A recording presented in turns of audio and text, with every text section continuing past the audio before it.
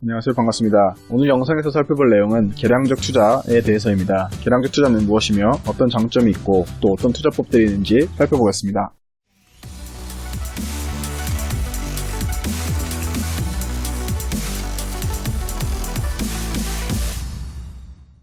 일종의 퀀트 매매 방식이라고 할 수 있는 계량적 투자는 쉽게 얘기하면 어떤 한 투자 전략을 정하고 그 전략 조건에 맞는 종목들을 매수하는 건데요. 종목 선정할 때 검색기 다들 많이 쓰시잖아요. 내가 개인적으로 사용하는 조건식이 있다면 계량적 투자를 어느 정도 하고 계시는 거입니다. 물론 그 조건식이나 아니면 투자 전략이 장기적으로 먹히는 전략인지 아닌지는 별개의 문제이지만요. 계량적 투자를 얘기할 때 제임스 오쇼너시라는 미국 펀드 매니저를 빼놓을 수 없는데요. 오쇼너시는 1996년 What Works on Wall Street 이라는 책을 쓰고 유명해졌는데요. 그는 1964년부터 2009년까지 약 45년간의 방대한 시장 데이터를 가지고 여러 투자 전략들을 백테스팅해서 어떤 전략이 가장 수익을 많이 내는가, 어떤 게 가장 좋은 전략인가를 통계로 검증하려고 했습니다. 그리고 연구 결과를 바로 이 책에서 소개하였는데요. 이 연구를 통해 주식 투자자들이 궁금해할 만한 질문들에 답을 하려 했습니다. 예를 들어 가치 투자와 성장 투자 중에 어떤 게 더 수익을 많이 내는가, 저 PER 전략은 먹히는 전략인가, PSR, PBR, PER, ROE 등 다양한 지표 중에 어떤 게 가장 큰 수익을 낼 수 있는가. 테스트 결과를 발표하기 전에 앞서 오쇼너시는 계량적 투자와 전략의 중요성에 대해 말합니다.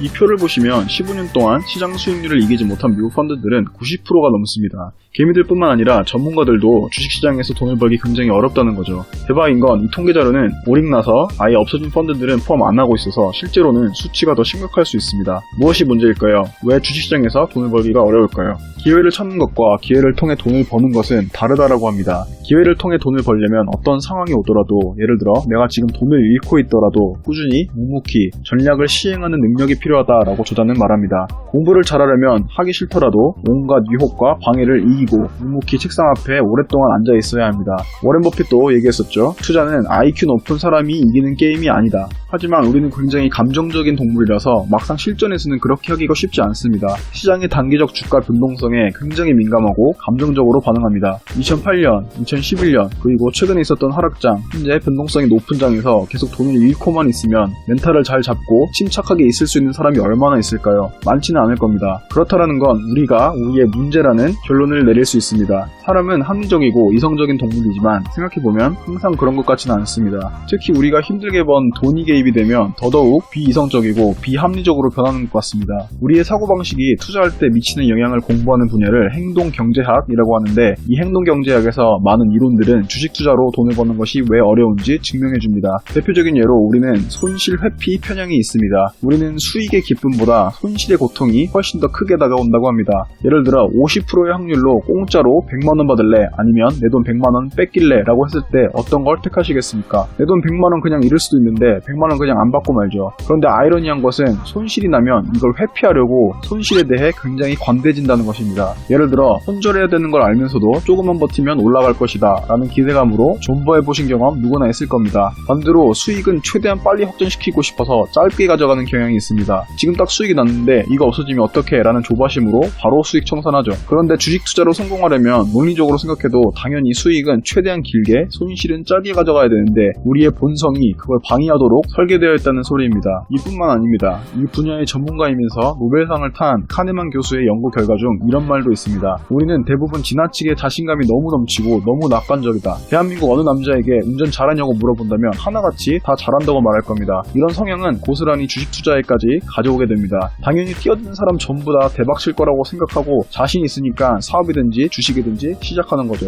어느 분야든 마찬가지겠지만 어느 정도의 자신감은 좋습니다. 활기와 원동력을 불어주지만 이게 너무 과하게 되면 리스크를 만들고 위기관리를 대처하지 못하면 망하게 됩니다. 오쇼너시는 장기적 수익은 전략으로부터 온다라고 믿습니다. 그래서 애시당초 투자 전략을 정할 때 타율이 높은 전략을 찾으라 말합니다. 통계학에선 타율을 베이스 레이트라고 하는데 이름은 조금 생소할지라도 컨셉 자체는 굉장히 익숙합니다. 예를 들어 담배 피는 사람이 폐암에 걸릴 확률이 안 피는 사람보다 15배 높다라든지, 번개 맞을 확률보다 로또 1등에 당첨될 확률이 낮다라든지, 이런 통계 상식들과 굉장히 친숙합니다. 하지만 사람들은 문제를 해결할 때 직관적 사고로 판단할 때가 더 많습니다. 예를 들어 100명 중 70명이 변호사이고 30명이 기술자라는 정보를 줬다고 해보겠습니다. 이 중 무작위로 한 명의 직업을 맞춘다라고 했을 때 변호사라고 찍는 것이 확률적으로 맞습니다. 70%니까요. 하지만 여기서 이 사람은 결혼을 한 30대 감성이고 정치와 사회 이슈에 관심이 많으며 수학 퍼즐, 장기, 바둑 등 머리 쓰는 게임을 좋아하고 웹사이트 만드는 것이 취미입니다 라는 추가 정보가 주어졌을 시 이 사람은 엔지니어일 것이다 라고 생각하는 사람들이 있습니다. 이 사람은 70%의 확률로 변호사이다 라는 베이스 레이트가 있음에도 불구하고 통계의 힘을 믿지 않고 사람들은 직관적으로 정보를 판단한다는 거죠. 이건 사람들이 추리하기 좋아하는 성향에서부터 옵니다. 추리를 해서 때려 맞춰야 그래야 간지나거든요.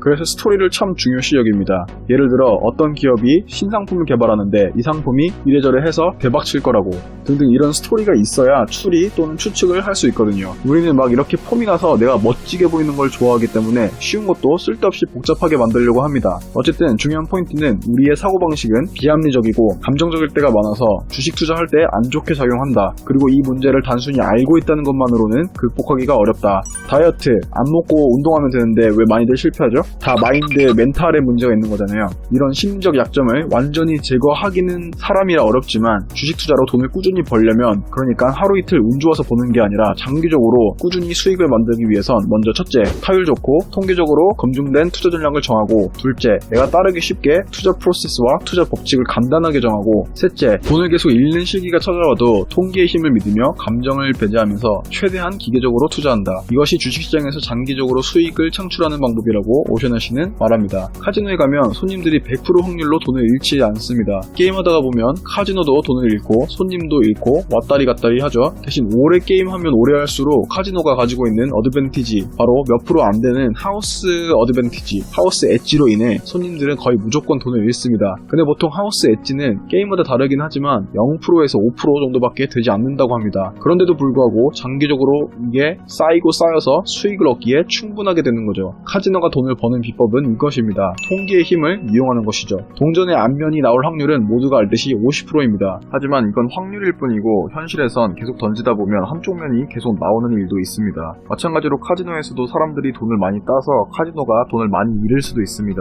하지만 장기적으로 봤을 때 이 몇 프로 안 되는 통계의 힘 덕분에 카지노는 수익을 낼 수 있는 구조인 것입니다. 우리도 이런 엣지가 있는 투자법이 필요합니다. 단순히 수익 몇 번 안겨준 어디서 본 투자법이 무조건 좋은 투자법이 아닐 수 있습니다. 한 10명 가지고 동네 평균 키를 구할 수 없듯이 통계적인 의미가 있는 결론을 내려면 많은 데이터가 필요합니다. 그래서 오셔나 씨는 이 프로젝트를 진행한 것이고 여러 투자 전략들을 연구해서 결과를 책에서 발표했습니다. 이제 그 결과를 살펴보겠습니다.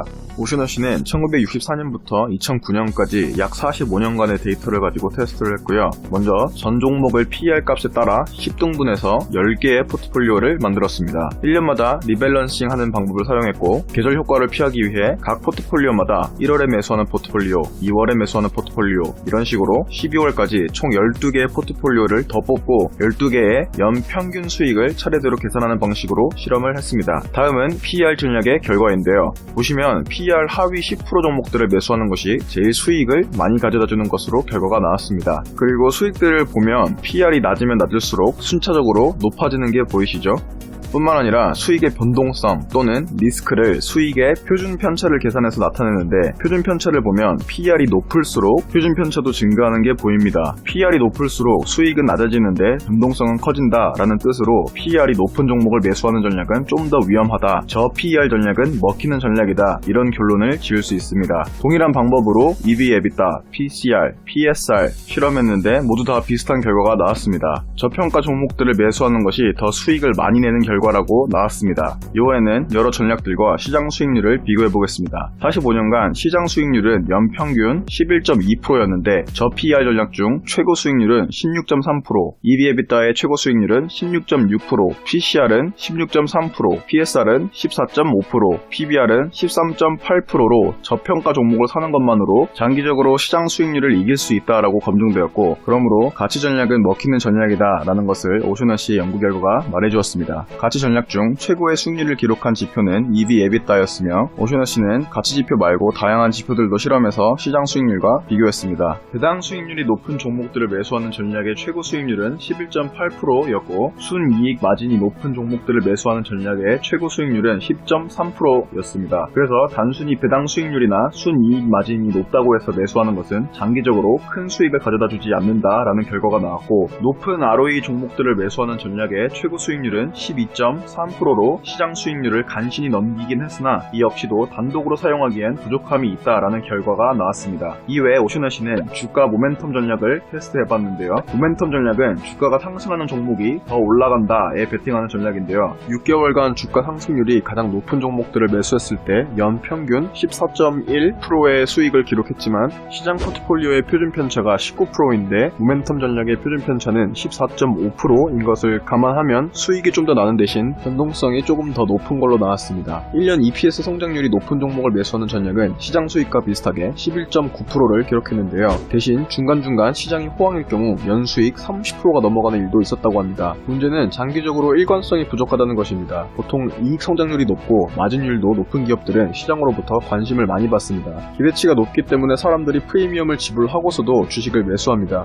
그래서 여러 가치지표 기준으로 주가는 고평가가 됩니다. 고성장 고수익이 유지되면 좋겠지만 한번 삐끗하면 아무래도 기대치가 높았던 만큼 실망감도 커서 투매가 많이 나옵니다. 그리고 이건 보통 큰 폭락으로 이어집니다. 고평가된 상태라 주가가 떨어지게 되면 낙폭도 큰 것이 성장주의 특징입니다. 이 말을 대변해주듯이 오셔너씨가 발견한 것 중 하나가 고성장률 전략은 대개 수익률이 엄청 좋은 시기 다음에 폭망하는 시기가 꼭 따라왔다고 발표합니다. 오셔너씨는 이 외에도 여러 전략들을 합쳐서 하나의 전략으로 만들면 어떨까 궁금하였고 위에 언급된 전략들로 구성된 다양한 멀티팩터 전략들도 실험하였고 그중 가치와 모멘텀을 합친 전략이 가장 수익이 많이 나왔음을 발견하였습니다. 그는 먼저 종목들 가운데 저평가인 종목들을 추려낸 뒤 최근 6개월간 주가 상승률이 높은 종목들로 구성한 포트폴리오 일명 가치 플러스 모멘텀 전략이라고 해서 현재 싸지만 최근 주가의 힘이 강한 종목들을 매수하는 전략을 실험했는데 시장 수익률이 11.2%인 반면 이 가치 플러스 모멘텀 전략은 45년간 21.2%라는 아주 놀라운 수익률을 기록했습니다. 이 정도면 거의 워렌 버핏 수익률과 맞먹는 셈인데요. 이 수치는 만약 시장에 만원을 집어넣고 까먹었다면 45년 뒤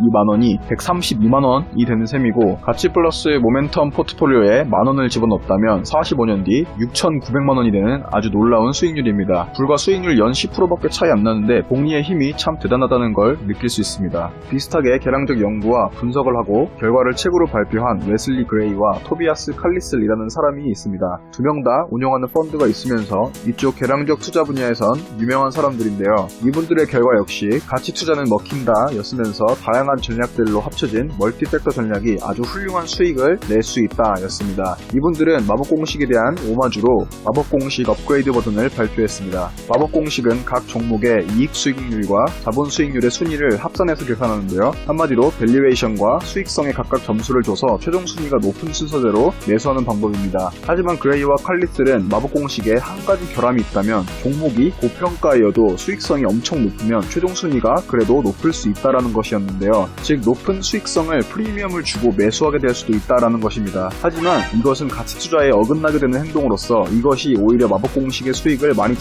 잡아먹는다라고 비평했습니다. 그래서 해결책으로 순위를 따로따로 구하지 않고 오셔너씨의 가치 모멘텀 전략과 비슷하게 먼저 저평가 종목을 EV/EBITDA로 구한 다음에 그 중에 수익성이 뛰어난 종목을 추가 필터링했습니다. 재밌는 건 마법공식은 수익성을 단순히 ROA나 자본 수익률 공식 하나를 사용해서 구했는데 그레이와 칼리스는 워렌 버핏의 경제적 해자 개념을 개량화하고자 시도했습니다. 워렌 버핏은 정성적 분석을 통해 지금 잘 나가는 기업이 미래에도 수익성을 유지할 수 있는 능력에 대해 연구했는데 브랜드 가치, 장기 전망, 경영진의 능력 이런 것들은 수치화할 수 없어서 판단하기가 어렵습니다. 그래도 좋은 성적은 숫자에 반영될 수밖에 없다라고 믿은 그레이와 칼리스는 자산 대비 매출 총 이익률, 자본 수익률, 잉여 현금 흐름, 창출 능력, 마진 성장성 또는 유지성 이렇게 각 4가지 분야의 점수를 매기고 4가지의 평균 점수가 높은 종목들을 순차적으로 매수하는 기준을 세웠습니다. 경제적 해자가 있는 종목들은 위 4가지 분야에서 뛰어난 실적을 발휘할 것이다 라고 판단한 것이죠. 마법공식에서는 하나의 지표로 좋은 기업이라는 기준을 세웠는데 이 마법공식 업그레이드판에서는 좋은 기업이라는 기준을 4가지로 확대한 것입니다. 1974년부터 2011년까지 약 40년간의 데이터를 실험한 결과 이 기간 동안 시장 수익률이 10.5%였던 반면 마법공식 업그레이드판 전략은 연평균 17.7%의 높은 수익률을 냈고 위험도에 비해 얼마나 높은 수익을 내는지 측정하는 샤프 비율을 살펴보면 시장 포트폴리오는 0.37, 마법공식 업그레이드 전략은 0.74로서 거의 2배 정도 차이가 났습니다. 그 말은 즉슨 위험 대비 수익이 시장에 비해 훨씬 좋은 전략임을 검증했습니다. 오셔너씨는 저평가 종목을 대상으로 모멘텀이 높은 종목을 필터링했다면 그레이와 칼리슬은 저평가 종목을 대상으로 수익성이 높은 종목을 필터링한 멀티팩터 전략을 소개한 것입니다. 자, 그러면 이 전략들에 해당되는 종목들을 어떻게 찾으면 되는가 한번 찾아보겠습니다. 검색기를 이용해서 간단한 조건식을 사용하면 아주 쉽고 빠르게 찾을 수 있습니다.